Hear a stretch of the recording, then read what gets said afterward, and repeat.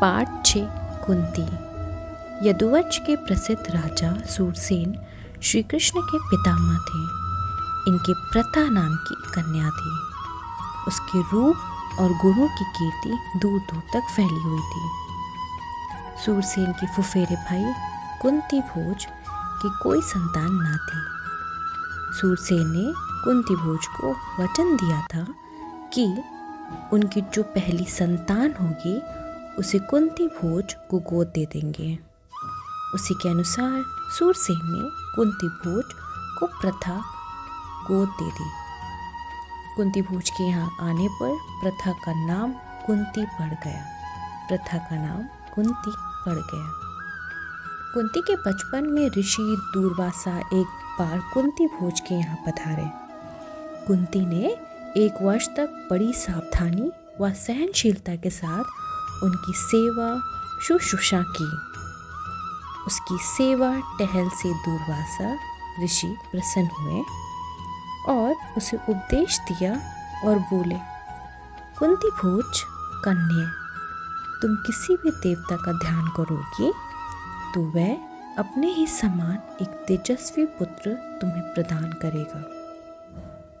इस प्रकार सूर्य के संयोग से कुमारी कुंती ने सूर्य के समान तेजस्वी एवं सुंदर बालक को जन्म दिया।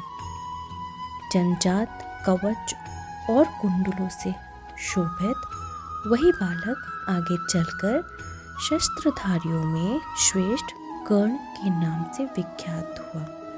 कर्ण के नाम से विख्यात हुआ। लेकिन अब कुंती को लोक निंदा का डर हुआ।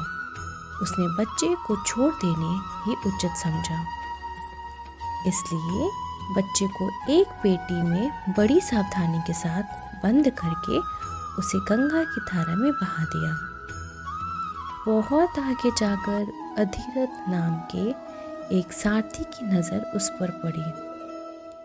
उसने पेटी निकाली और खोलकर देखा तो उसमें एक सुंदर बच्चा सोता हुआ मिला। अधिरथ निसंतान था। बालक को पाकर वह बड़ा प्रसन्न हुआ। सूर्य पुत्र कर्ण इस तरह एक सारथी के घर पलने लगा। इधर कुंती विवाह के योग्य हुई। राजा कुंती भोज ने इसका स्वयंवर रचा। उससे विवाह करने की इच्छा से देश विदेश के अनेक राजकुमार स्वयंवर में आए। हस्तिनापुर के राजा पांडु भी स्वयंवर में शारीक हुए थे। कुंती ने उन्हीं के गले में वरमाला डाल दी। महाराज पांडु को कुंती से ब्याह हो गया और वे कुंती सहित हस्तिनापुर लौट आए। उन दिनों राजवंशों में एक से अधिक ब्याह करने की प्रथा प्रचलित थी। तो इसी रिवाज के अनुसार पितामह भीष्म की सलाह से महाराज पांडु ने मद्रराज की कन्या माद्री से भी ब्याह कर लिया। एक दिन महाराजा पांडु वन में शिकार खेलने गए। वहीं जंगल में हिरण के रूप में एक ऋषि दंपति भी विहार कर रहे थे। पांडु ने अपने तीर से हिरण को मार गिराया।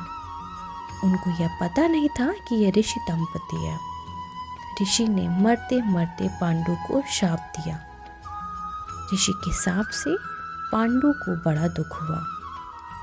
साथ ही वे अपनी भूल से खिन्न होकर नगर को लौटे और पितामह भीष्म तथा विदुर को राज्य का भार सौंपकर अपनी पत्नियों के साथ वन में चले गए और वहाँ पर ब्रह्मचारी जैसा जीवन व्यतीत करने लगे।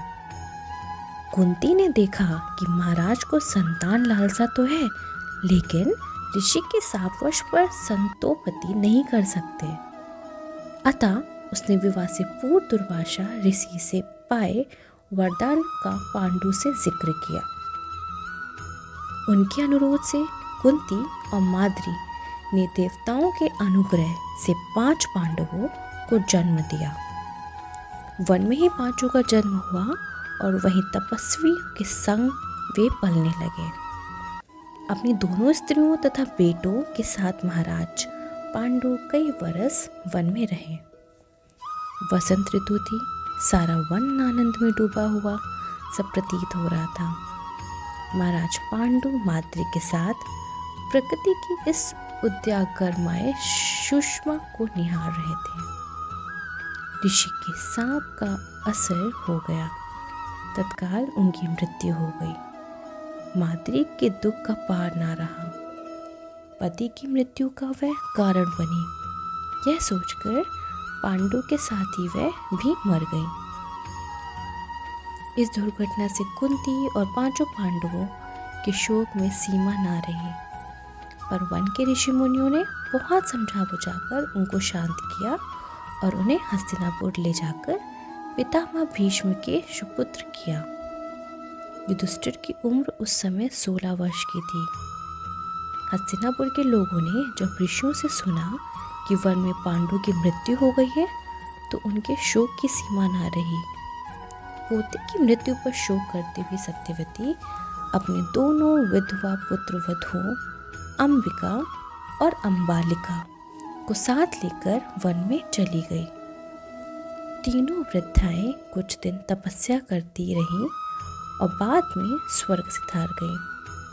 अपने कुल में जो छल प्रपंच तथा अन्याय होने वाले थे उन्हें ना देखना ही संभवतः उन्होंने उचित समझा। धन्यवाद।